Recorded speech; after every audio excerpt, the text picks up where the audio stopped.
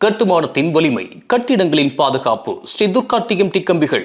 DVR garden signature living T Nagar இப்போ திருவள்ளூருக்கு வந்தாச்சு. Near D Mart on new bypass road, Tiruvallur நகராட்சிக்குட்பட்டது. பிளாட் 20 லட்சம் முதல்.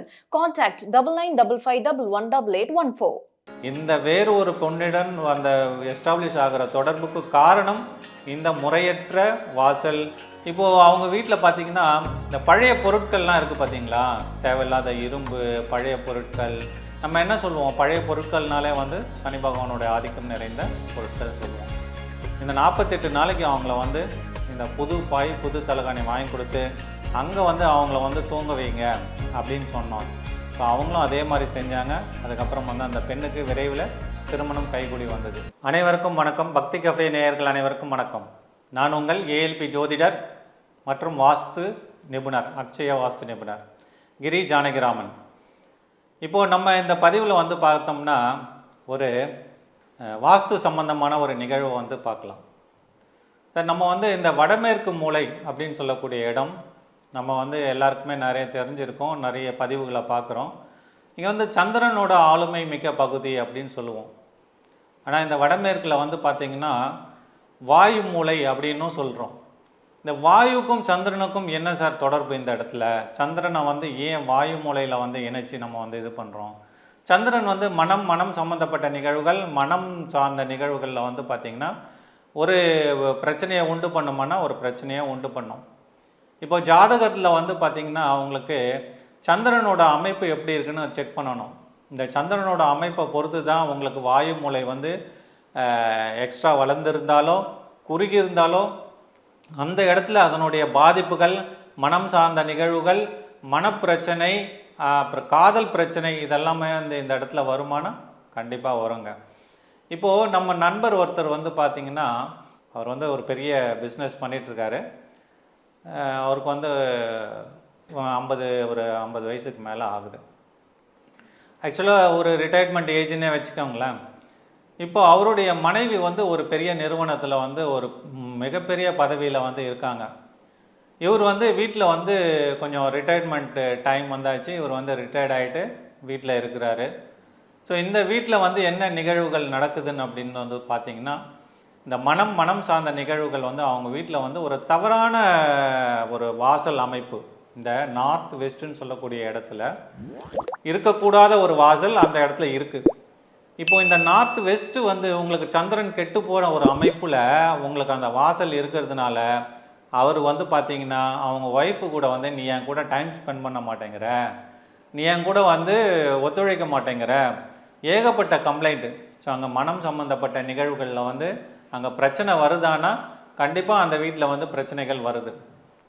சரி, இதோட முடியலை. இந்த மனம் சார்ந்த நிகழ்வுகளில் அவருக்கு என்ன ஆகுது அப்படின்னு பார்த்திங்கன்னா வேறு ஒரு பெண்ணுடன் அவருக்கு வந்து ஒரு தொடர்பு வந்து அங்கே எஸ்டாப்ளிஷ் ஆகுது. இந்த வேறு ஒரு பெண்ணுடன் அந்த எஸ்டாப்ளிஷ் ஆகிற தொடர்புக்கு காரணம் இந்த முறையற்ற வாசல், அதுவும் வடமேற்கில் முறையற்ற வாசல் இருக்கிற அந்த ஒரு அமைப்பு தான் வந்து இங்கே வந்து ஒரு தேவையில்லாத ஒரு மனநல பாதிப்புக்கு வந்து பிரச்சனையாக இருக்குது. இப்போ இந்த வடமேற்குனாலே பிரச்சனை தானா சார், இல்லை அதில் நல்லது ஏதாவது நடக்குமா அப்படின்னா நம்ம இந்த வாஸ்து பிரகாரம் என்ன சொல்லுவோம், திருமணம் ஆகாதவங்களுக்கு ஜாதகத்தை வாங்கி பார்ப்போம். இந்த திருமணம் ஆகாதவங்களுக்கு ஜாதகம் வாங்கி பார்க்கும்போது அவங்களுக்கு இந்த சந்திரன் சம்மந்தப்பட்ட நிகழ்வுகள் இதில் வந்து பார்த்திங்கன்னா நம்ம ஏஎல்பியில் வந்து பார்த்திங்கன்னா அக்ஷய வாஸ்துவில் பர்சன்டேஜ்லாம் வந்து பார்ப்போம். சந்திரன் வந்து எவ்வளோ பர்சன்டேஜ் இருக்கார் அப்படின்ற மாதிரி ஒரு கணக்கெலாம் இருக்குது. இந்த சந்திரனுடைய பர்சன்டேஜுகள் வந்து உங்களுக்கு வந்து சாதகமற்ற தன்மையில் இருக்குது. இந்த பெண்ணுக்கு வந்து கல்யாணமும் வந்து லேட் ஆகிட்டுருக்கு அப்படின்ற மாதிரி வந்து பார்த்தோம்னா உங்களுக்கு அங்கே வந்து ஜாதகத்தில் நிறைய பேர் சொல்லுவாங்க, இந்த சனி சந்திரன் வந்து சேர்ந்து இருந்தால் புனர்பூ தோஷம் அப்படின்ற மாதிரிலாம் வந்து சொல்லுவாங்க. இப்போது அவங்க வீட்டில் பார்த்திங்கன்னா இந்த பழைய பொருட்கள்லாம் இருக்குது பார்த்தீங்களா, தேவையில்லாத இரும்பு பழைய பொருட்கள். நம்ம என்ன சொல்லுவோம், பழைய பொருட்கள்னாலே வந்து சனி பகவானுடைய ஆதிக்கம் நிறைந்த பொருட்கள் சொல்லுவோம். இந்த பழைய பொருட்களை என்ன பண்ணுறாங்க, அவங்க இந்த வடமேற்கு மூலையில் வந்து டம்ப் பண்ணுறாங்க. இந்த வடமேற்கு மூலையில் வந்து பழைய பொருட்களை டம்ப் பண்ணுறதுனால அங்கே வந்து அவங்களுக்கு இன்டெரக்டாக வந்து ஒரு சனி சந்திரன் காம்பினேஷன் ஏற்படுது. ஜாதகத்துலேயும் அவங்களுக்கு வந்து அந்த புணர்ப்பு தோஷம்ன்றது வந்து இருக்குது. இப்போ இவங்களுக்கு வந்து நம்ம வந்து அந்த இடத்துல ஒரு தீர்வாக வந்து என்ன சொல்கிறோம்னா, சார் நீங்கள் முதல் வந்து இந்த நார்த் வெஸ்ட் இந்த ரூமில் இருக்கக்கூடிய பழைய பொருட்கள் எல்லாத்தையுமே வந்து இம்மிடியேட்டாக டிஸ்போஸ் பண்ணுங்கள். நம்ம ஒன்றுன்னு கூட சொல்லுவோம், நம்ம அக்ஷய வாசலில் என்ன சொல்லுவோம்னா 6 மாதத்துக்கு மேலே எந்த ஒரு பொருள் வந்து வீட்டில் வந்து நம்ம யூஸ் பண்ணாமல் வச்சுருக்கோமோ அந்த பொருட்கள்லாம் வந்து நீங்கள் இம்மிடியேட்டாக டிஸ்போஸ் பண்ணியே ஆகணும் அப்படின்னு சொல்லுவோம். ஏன் 6 மாதத்துக்கு மேலே வச்சுருக்க பொருட்களை வந்து நம்ம டிஸ்போஸ் பண்ணணும் அப்படின்ற மாதிரி வந்து சொல்கிறோம்னா, அதில் வந்து தேவையில்லாத நெகட்டிவ் எனர்ஜி வந்து க்ரியேட் ஆகும். எந்த ஒரு பொருளுமே வந்து எனர்ஜியை வந்து ஒன்று ரிசீவ் பண்ணும், இல்லைன்னா எமிட் பண்ணும். ஸோ அந்த வகையில் பார்க்கும்போது தேவையில்லாத பொருட்கள், உடைந்த பொருட்கள், பழைய பொருட்கள் இதெல்லாமே வந்து நெகட்டிவ் எனர்ஜியை வீட்டுக்குள்ளே வந்து க்ரியேட் பண்ணுமானா அந்த நெகட்டிவை வந்து க்ரியேட் பண்ணும். அதனால் அதெல்லாம் ஃபஸ்ட்டு எடுக்க சொல்லிவிட்டு அவங்களுக்கு அந்த வீட்டில் வந்து பார்த்திங்கன்னா அந்த பெண்ணுக்கு புதுசாக ஒரு பாய், புதுசாக ஒரு தலகாணி சார் கொடுங்க அவங்களுக்கு. இந்த வடமேற்கு மூலையை பயன்படுத்த சொல்லுங்கள். கட்டில் போடக்கூடாது, கீழே தான் படுக்கணும். இந்த 48 நாளைக்கு அவங்கள வந்து இந்த புது பாய் புது தலகாணி வாங்கி கொடுத்து அங்கே வந்து அவங்கள வந்து தூங்க வைங்க அப்படின்னு சொன்னோம்.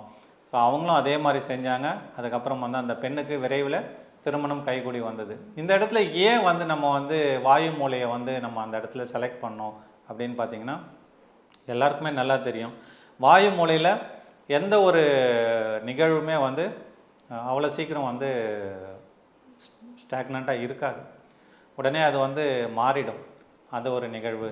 நீங்கள் கூட பார்த்தீங்கன்னா பெரிய நிறுவனங்கள்லாம் குடோன் வந்து பார்த்திங்கன்னா அந்த ஃபைனல் ப்ராடக்ட் ஸ்டோரேஜ்ன்றது வந்து பார்த்திங்கன்னா நார்த் வெஸ்ட்டில் தாங்க வச்சுருப்பாங்க. ஸோ அந்த நார்த் வெஸ்ட் டைரெக்ஷனுக்கு அவ்வளோ பவர் இருக்குது இந்த வாயு மூலைக்கு. அதனால் நீங்கள் வந்து வாயு மூலையை வந்து நல்லா பயன்படுத்தணும். வாயு மூலை வந்து கட் ஆகாமல் பார்த்துக்கணும். அதில் வந்து எக்ஸ்டெண்ட் ஆகாமல் பார்த்துக்கணும். ஸோ இது மாதிரி மற்றும் பல அரிய தகவல்களோடு அடுத்த நிகழ்வில் சந்திப்போம். நன்றி, வணக்கம். இந்த வீடியோ உங்களுக்கு பிடிச்சிருந்தா லைக் பண்ணுங்க, ஷேர் பண்ணுங்க, கமெண்ட் பண்ணுங்க. மறக்காம பெல் பட்டனை கிளிக் பண்ணிட்டு பக்தி கஃபே தமிழ் சேனலை சப்ஸ்கிரைப் பண்ணிடுங்க.